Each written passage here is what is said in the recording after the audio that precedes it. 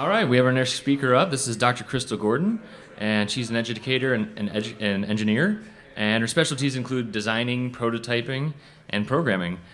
There's all kind of bio-inspired and bio-interface systems she's going to talk about today, and her work revolves around creating systems for the use for general public, engineers, and neuroscientists. Please welcome to the stage, Dr. Crystal Gordon.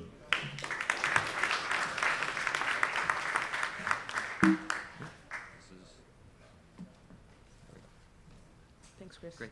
Good morning, everyone.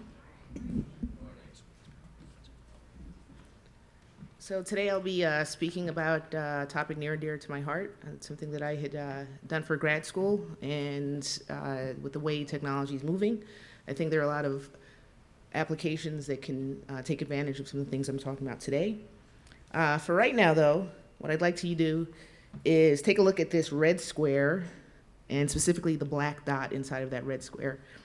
And as you are enraptured by this square, also, I would like to let you all know with this talk, there's going to be a lot of material that is presented, and hopefully after this conference, or right after the talk, or right after you've won the crypto contest, whichever comes first, you like to be able to take this information and then use it within your own projects. So I'll be speaking a lot about the biological ways that sensing is employed, way processing takes place in biology, and then also how we can use some systems that are specifically biological systems within engineered devices. So hopefully you've been staring at this square for a while. Go ahead and take a look at the white square now. What do you all see? I see some eyebrows going up, some definitely looks of surprise. What did you see? Blue, yes. Clearly the square is not blue, but you saw the color blue. Anyone see the color green? Go ahead, raise your hand. Kind of greenish. All right. Did anyone see some other color like yellow or more red? Okay, that's you saw kind of yellowish. It's a very interesting response. So I'll get into that in a moment, but first I have a very selfish request. I am the Sensors Chair of the Northern Virginia chapter of the IEEE Sensors Council, and we are looking for some folks. So if you all are in the Northern Virginia area and you'd like to be a panelist, speaker, or teach a workshop, definitely let me know. And today we're going to be covering a couple of topics specifically about sensors and processing in biology, how you can create these bioengineered systems, and then how it is that you can use biology in engineered systems. For the most part, for the visual, auditory, and somatosensory or motor control systems, we've been pretty good as engineers and be able to replicate what we see in biology, or at least to take hints from biology to create our systems. However, the chemosensory aspect, or being able to kind of touch and smell, if you will, is not as robust as what we've been able to do with the other types of sensors. And if you're interested in this stuff, there's some other places where you can go for this sort of information. Carver Mead has a great book. He was a professor at Caltech nearby for many years. There's also a special issue from the IEEE on bio-inspired imaging. And then there are several conferences where you can learn more about this material. So kind of going back to the topic at hand.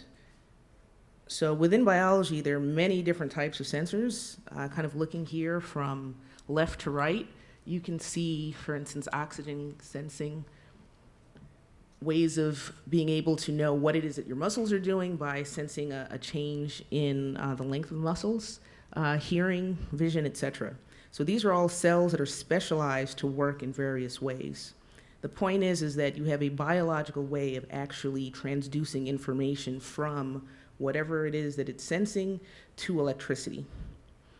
From there, this information is sent to the brain, and all the way on the right side, you see two views of the brain. The top one on the top is just more of a geographical view, if you will, to say this part here, for instance, is called the occipital lobe, which is in the back of your brain, temporal lobe at your sides, etc. The one below that gives a description of what is processed in that area of the outside of the brain known as the cortex. Now, the occipital lobe, again, back of your brain, is responsible for processing visual information. Likewise, at the sides, you have auditory information that's processed. Along the top, motor control information is sent out, and somatosensory information is received from various sensors from throughout the body. So what's going on in the visual system itself? The thing that's important to know is that your eye is the first part of your brain as far as the visual system is concerned. So you have a lens, you have a pupil, which is basically a hole in your eye that allows light to go through, and you can change the size of that hole by changing the muscles that are around it, which is known as the iris, the thing that you get your eye color from. By changing that size, you can get different amounts of light coming into the eye. So, for instance, in the nighttime when there's less light available, you want that hole to be as large as possible. So in animals like humans, we have round pupils. However, some other animals, like you've seen, I'm sure, like a cat, for instance, don't have round pupils. They have pupils that are such that they can open up that aperture even larger. So, for instance, cat's eyes are slits that can go from very, very fine to very, very large. Therefore, they can go in a very, very bright light situation to a very, very low light situation with no problem with being able to pick up the light. The light then reaches the back of the eye. That's an area known as the retina. That's about the size of a postage stamp in people. And what the retina does, it transduces light to electricity. From there, information goes to the center of the brain, an area known as the lateral geniculate nucleus. The important thing about that is that there are many feedback signals that are sent back to the retina. So not only is information coming from the retina to the center of your brain, there's also information from the center of your brain going back to the retina to be able to compensate for various scenarios where you are experiencing images of various kinds. And then finally, as I mentioned before, the visual cortex is on the outer layer of your brain in the back.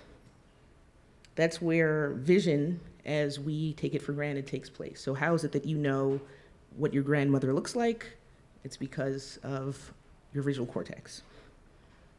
So there are many pathways where information comes in at the eye and then processed through to the brain.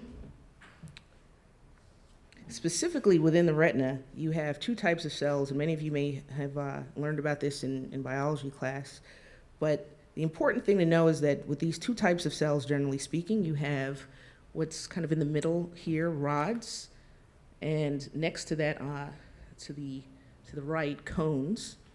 Rods are primarily responsible for kind of black and white vision, whereas cones are sensitive to different wavelengths of light or different colors. And the way that these cells are distributed in the human retina is shown there at the top right. So as you can see, there's mostly cones in the center of the retina, and then you have rods that are distributed more at the periphery. Specifically, you have an area known as the fovea that has a very, very, very high concentration of these cones. And when you take a look, when you actually use your eyes to be able to see things, what you're doing is you're concentrating your fovea on something that you'd want to look at. So as you all are looking at this slide, for instance, at the word fovea there on this slide, that portion of this image is going exactly to that same spot within your retina. And as you, again, concentrate on the word fovea, there's, of course, other things going around. So I'm waving my arms. Don't look at me waving my arms. Look at the word fovea. And the rods are picking up that information there. Notice, though, that you have a blind spot. And that blind spot is because the way that the cells are organized, they're actually organized kind of inside out. So instead of having, if you're looking straight ahead and having these rods and cones kind of pointing straight ahead, they actually point this way to the back of the eye. And all of the wiring, if you will, all the cells that go back to the rest of the brain come out in one big bundle, and it goes through the blind spot to the rest of your brain. Now, that is a very inefficient design. We as engineers will probably not do it that way, but That's how evolution works, very inefficiently. So without getting into too many details of how all of this works, the point is that light will hit your rods and cones, and then you have proteins that will change shape. And because these proteins change shape, you have ions that flow through these rods and cones. And these ions then form electrical responses that are picked up as information. So every cone is basically a filter. And if you look at the picture at the top right there, that is a distribution of the sensitivity of your rods and, of your cones. And actually, cones are fairly responsive to kind of the green area as well, but this picture here strictly focuses on cones. And if you notice that you have these responses that are basically the same as a filter response if you're doing auditory processing or other types of processing where you are sensitive to a particular wavelength, or for instance in sound, if you have something like a tweeter, it would produce sound specifically around high frequencies of sound. This is a bit different, where here you have cones that are specifically tuned to certain wavelengths of light. At the bottom here, we have a similar image, except now this is for birds.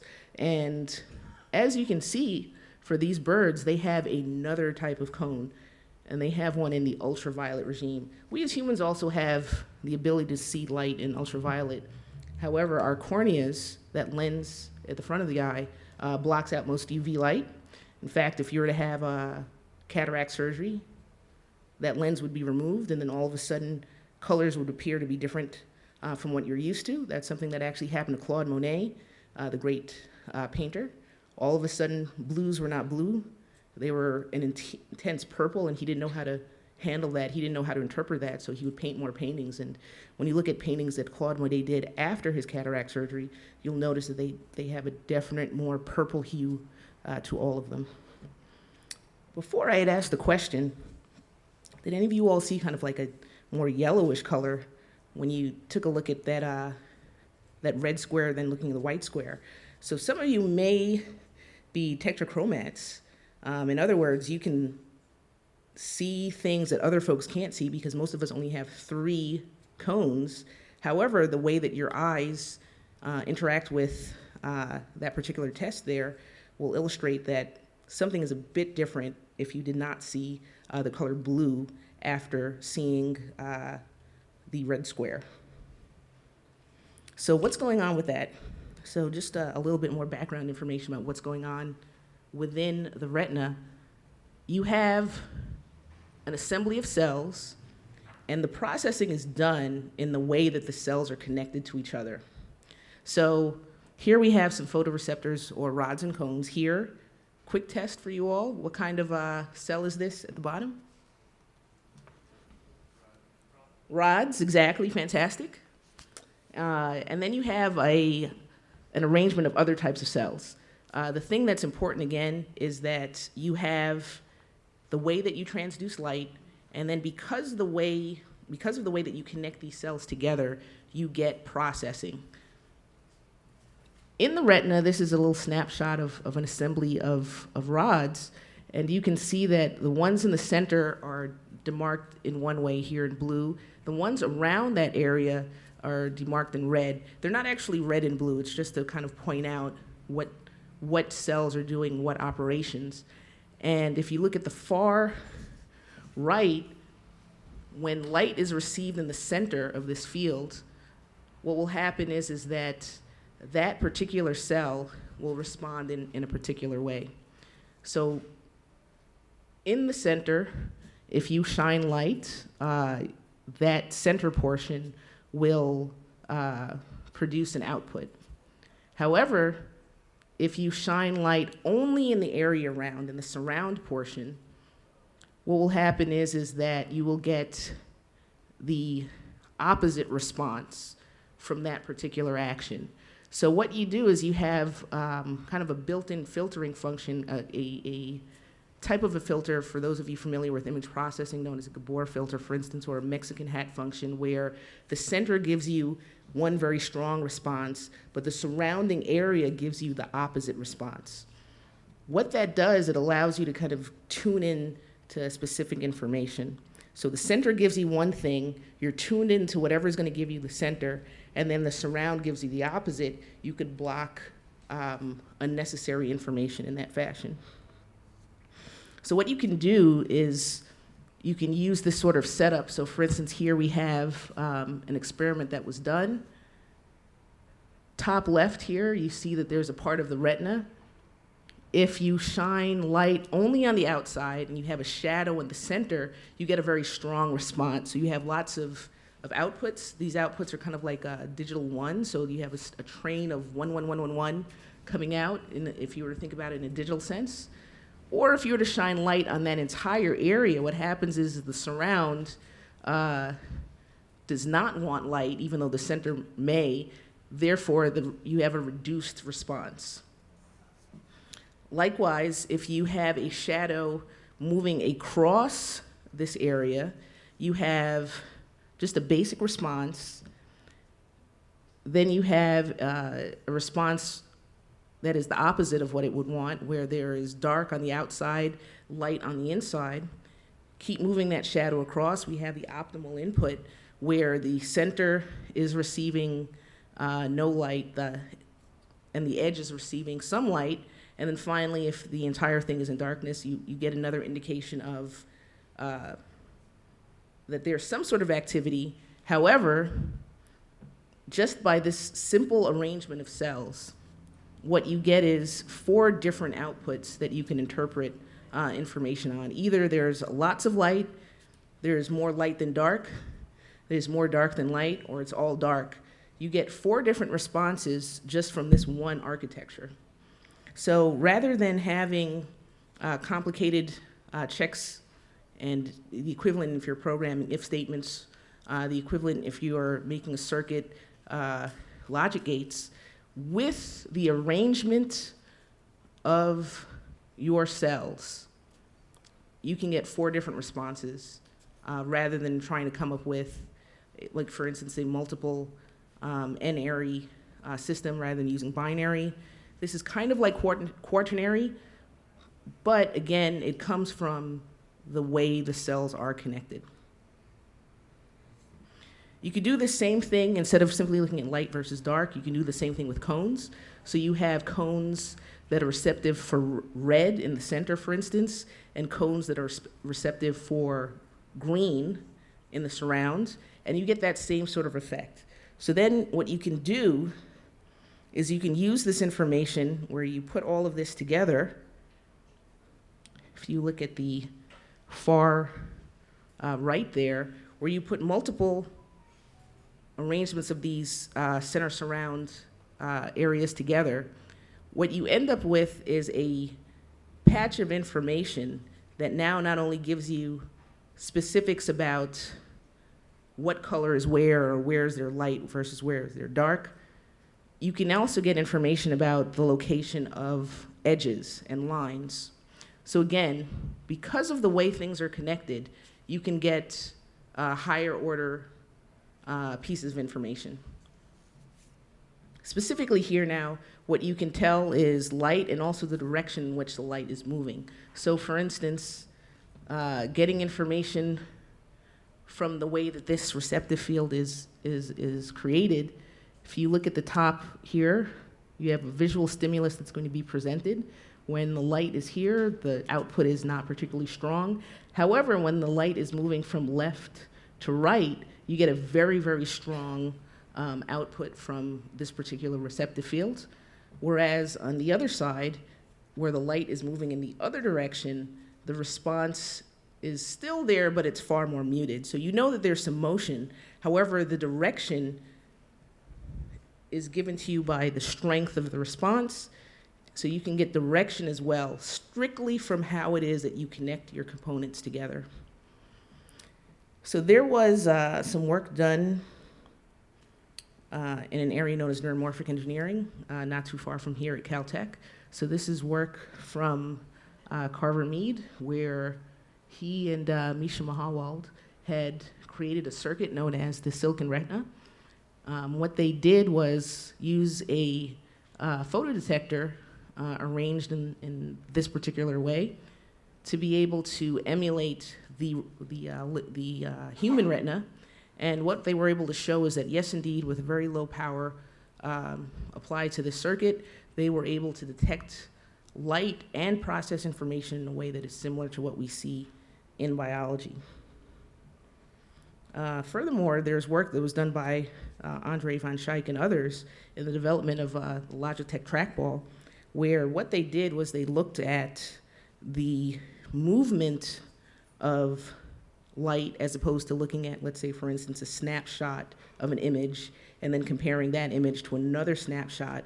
What they did was they looked at what's known as optical flow, which is how the image changes.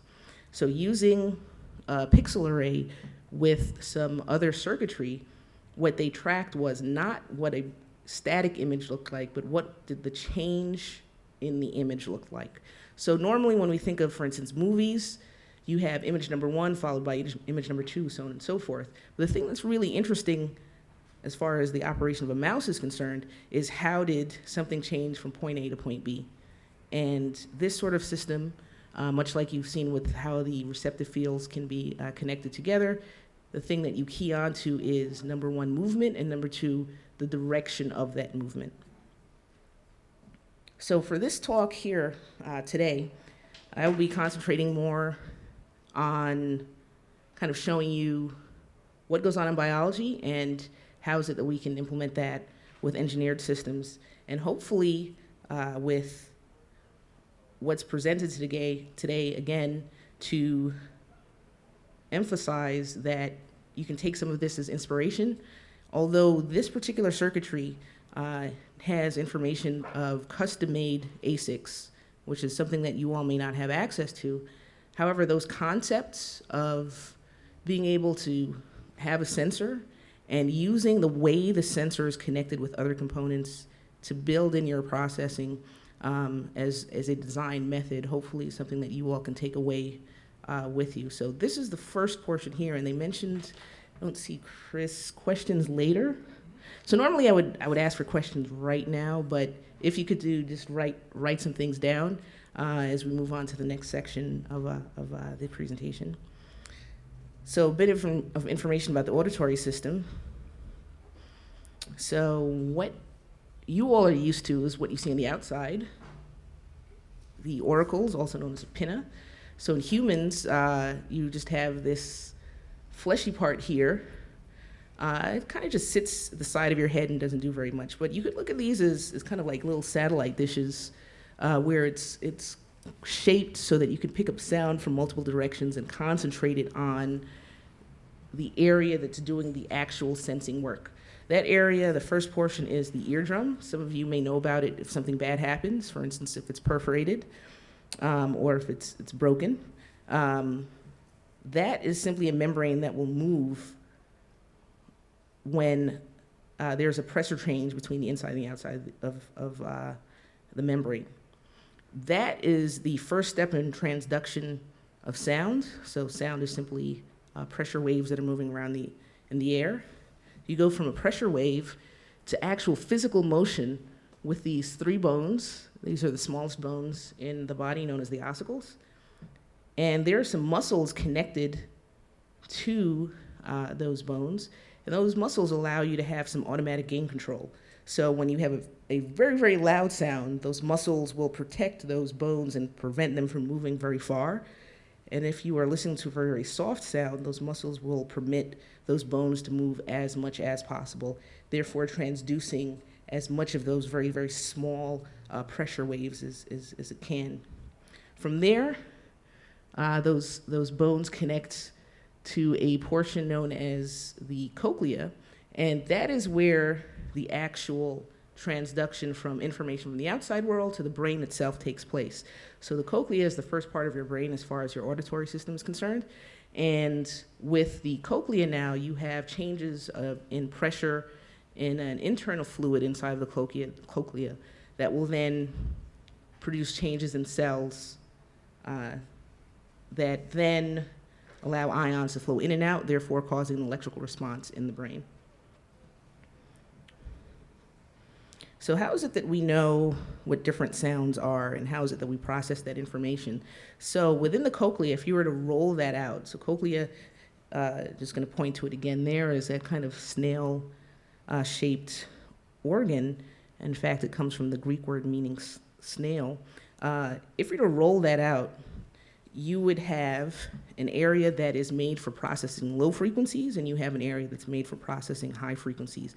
So with this physical orientation of your cells in this organ, you are able to get information about different specific frequencies that you hear. Now, generally speaking, how does this matter? It's the difference between knowing that you can hear the sound of your mother's voice versus a truck honking versus crickets chirping, et cetera, et cetera. So within the natural world, it's very interesting, but we as humans can now also interpret something a bit deeper. So specific information is transmitted with sounds in the form of speech, for instance, or in the form of music, et cetera. And with the way that the cochlea is set up, what you can do is you can process information, again, strictly because of where things are physically within this organ. So for instance, the sort of arrangement of words, for instance, ah and father, that's a particular sound known as a phoneme. The frequency distribution is what you see there. And then in a word like e as in heed, you have a frequency distribution in the fashion that is displayed there. As you can see, just looking at this analysis, there's a difference between on, father, and E as in heed. We know that, but our brain is processing that, and this is part of actually what takes place. And if what we wanted to do is create a system that does this, and this has worked from over 20 years ago, you create a filter bank with these filters that are separated in a similar way to the way the cochlea works, where you have particular responses based upon the frequency of the incoming sounds. Here, this is a setup that's made for a custom ASIC, and that's an image of the ASIC there, along with a piece of the skull that corresponds to where the cochlea would be located. And as you can see, this is actually a fairly simple circuit as far as things that you could build with COTS parts, with commercial off-the-shelf parts. However, it's best made in an ASIC because what you want to do is have as many filters as possible in your filter bank. So this represents just one filter, and what you want are many filters. So then from there, you've separated out all of the components in the frequency domain. What do you do next? So one thing that you could do is you can use a type of analysis known as a hidden Markov model. What that is just a way of probabilistically saying, I expect, given this input, I expect the next step will be such and such. So if you've ever seen the game of Plinko in The Price is Right, where you have a starting position and you let the Plinko chip go, and it can end up somewhere at the bottom. But if what you did is you had a way to kind of determine a bit more where something goes because of some sort of statistical analysis that you've done, what you can do is you can create a way to kind of predict what it is that you want to end up with. This sort of analysis is done in engineered systems. So for instance, in speech analysis for tools like Siri, when you ask Siri a question, Siri's actually trying to predict what it is that you're going to say, as opposed to simply waiting for you to finish your statement. Otherwise, the latency between when you ask your question and when Siri can provide a response would be too long. So, for instance, if we look at this top example here, how do you say the word that is written there, that is a fruit? When we eat it, it's usually red, grows on a vine. Go ahead, shout it out. Everyone. All right. Everyone says it kind of the same way. I'm kind of disappointed. So you could say tomato, you could say tomato, you could say tomato. There are many different ways that you can say this word, and that's why I didn't say it initially. But unfortunately, you all kind of say tomato in the same way that I say tomato. so I wouldn't have influenced you. But as you can see with this diagram here, since there are multiple ways of pronouncing this word, everyone pronounces the beginning part the same with a T sound, T. But you can say tama, going up, or you could say tame, kind of going down and over, and so on and so forth, all right? So with this particular very, very simple example, you can see how it is that a system like Siri can interpret different words that can be expanded now into different sentences. So for instance, some people in this world hate apple juice. Some people like tomato juice. Of course, if we had clamato on there, everyone would hate that. That would be a probability of 1 all the way over. But as you can see, you can expand that out to different things. So if you had a sentence now where you said, I like apple juice, the next sentence might be, and I also like orange juice. Or it might be, and I would like to have a peanut butter and jelly sandwich, et cetera, et cetera. So now moving on to another type of sensing mechanism with somatosensory processing. So what you have are a series of muscles and sensing organs throughout your body so that you can get some feedback about how it is that you can kind of move around. You have 2 areas that are right next to each other, motor cortex and somatosensory cortex, in the outer layer of your brain. If you were to look at a map of this, you would see that the representation of certain parts of your body are more featured than others. So for instance, this is a sculpture made for the London Natural History Museum, where we have a very strong representation of certain areas and very weak representation of the ability to move other areas. So any guesses as to what is it that you can move very, very well as a human being? Your hands, what else? Your mouth and? Your eyes are there, but there's something else that's there more. Tongue, exactly. So we as humans are very good at talking and kind of waving our hands around and using tools. Likewise, there's a similar map to this for our sensory. So where it is that we're very sensitive. So for instance, our hands would be represented very well. And you can kind of see this map shown with this other image here. So the brain has a map just the same as you would have a map of, let's say, a subway, or you'd have a map of your hometown, to be able to represent, here on this map represents something here in the real world, whether it is for controlling it, as you can see with this homunculus here, or if it's sensing it. So for some of you makers out there, what you would like to do is be able to use some of the biological motor control that we see. And one of these things is the case of reflexes. And what you can do is you can have a reflex that allows you to have a response that is very, very fast. So the reason why this is very, very fast is that you don't go all the way back to your homunculus. You don't go back to your brain in order to process this information. In the case of reflexes, specifically, for instance, here with the knee-jerk reflex, you can have a response to someone hitting your leg immediately because it only goes to your spinal cord and back. Using this sort of reflex now, you can have a higher order of response with something known as a central pattern generator.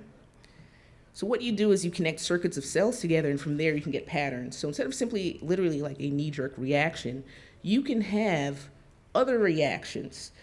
For instance, what you can do is you can connect some of these components together. Based upon the way that they're connected, for instance, you can have different gaits, different ways of moving.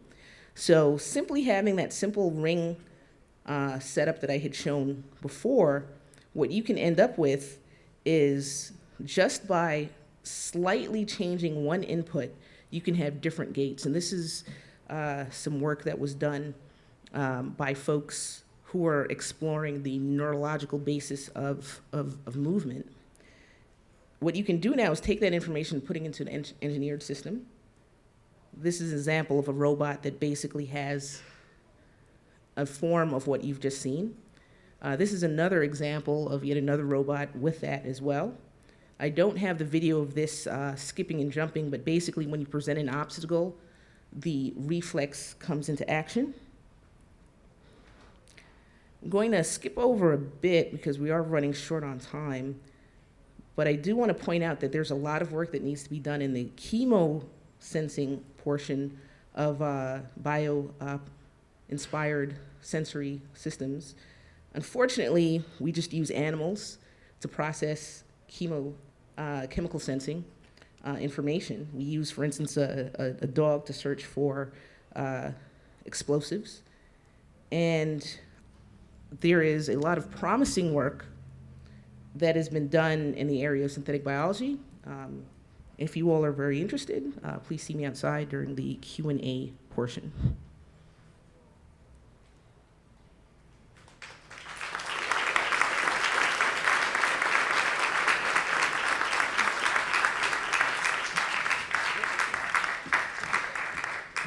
Thanks, Crystal. So, like she said, she's gonna be outside. We're gonna do Q&A just out here. There's been some really great questions in the last session, so please have it out and ask some more. So. All right, thanks so much, Chris. All right, thanks.